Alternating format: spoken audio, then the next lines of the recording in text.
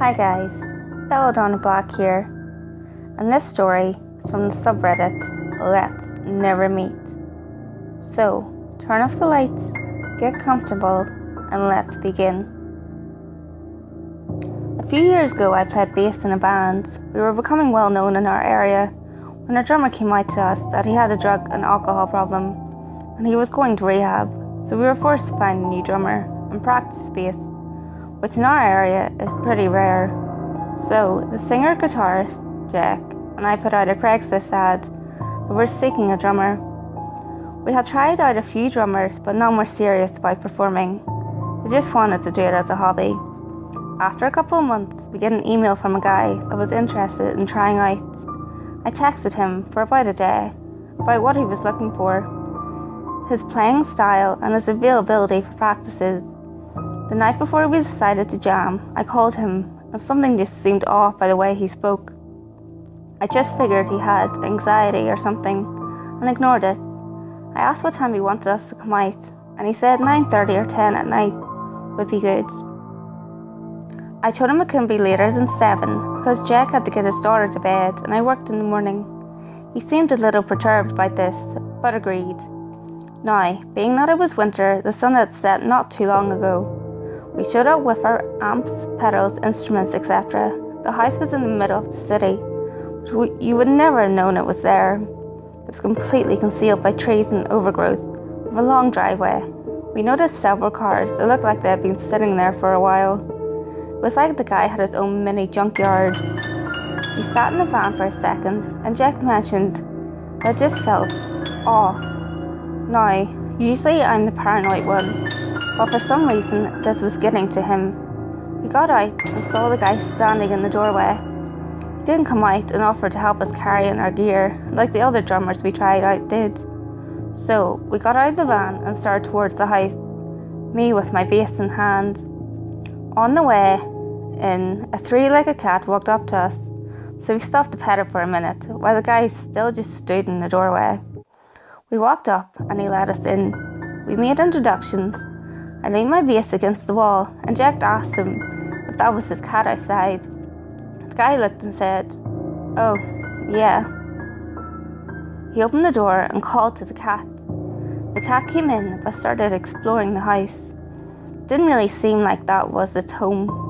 The house was a mess.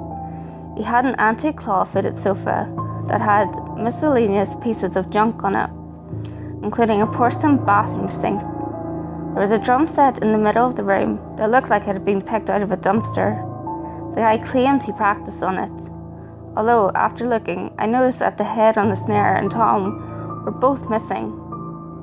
And worst of all, it smelled like dirty fish tank, which was because he had a fish tank in the corner of the room that had evaporated down to about 3 inches of water with 2 dead fish in it. Jack asked him where the practice space is, and the guy says it's in the basement, and goes on to say how he's got a ton of guitar and bass amps, so he wouldn't need to bring ours inside. Jack explained that he needed to have his setup to sound right and told the guy we were going to bring our equipment in. The guy continued saying that he had everything, that there was no need to bring it in. Jack repeated himself, and we walked out to the van. The guy just stood in the doorway, watching us. We walked around to the other side of the van where he couldn't see us. Jack said that something was off about this guy, and he was seriously getting serial killer vibes. He suggested me calling and telling my boyfriend at the time. So I called him, told him the guy was weird, and gave him the address, telling him to call the police if I didn't call him by 9. When I got off the phone, Jack said he made up his mind and we weren't going back in there. But I reminded him that I left my bass in there. He cursed and said, "Alright, we're gonna tell him your boyfriend has a bad fever and needs to go to the hospital and doesn't have a ride. You grab your bass, we're getting the fuck out of here." I agreed and we walked around the van towards the door where the guy was still lurking. He let us in and Jack began describing our situation. As I walked towards my bass and picked it up, the guy had somehow maneuvered himself between us and the door and closed it, locking the deadbolts. He said, "Oh, okay, well let me show you the thing in the basement." He moved away from the door and took a few steps towards the basement door. Now leaving Jack standing there by the back door, me in between the two. Jack said, "No, we've got to leave now. Sorry." And I locked the deadbolt and started opening the door when the guy grabbed me by the wrist and pulled me, saying, "No, you have to see that thing." Jack punched the guy right in the jaw. He lost his grip on me and fell down. We ran out of there to the van, locking the doors once we were inside. Jack put it in reverse just as the guy's shadow stumbled into the doorway, watching us leave. On our way back, we stopped at the diner to have a cup of coffee and get our wits about us, which was when Jack said he knew something was wrong the first time we went in. When he saw the axe next to the back door, I said I didn't even notice the axe. He said, "Yeah, it was against the wall by the door. It was stained with something, like rust, or, it could have been blood."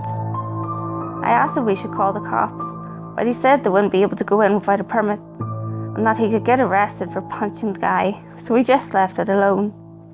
So, drummer guy, let's not meet again.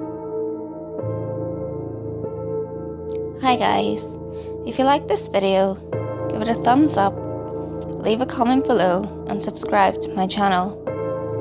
You can also check out my Facebook page and my Twitter. Both links will be found in the description below.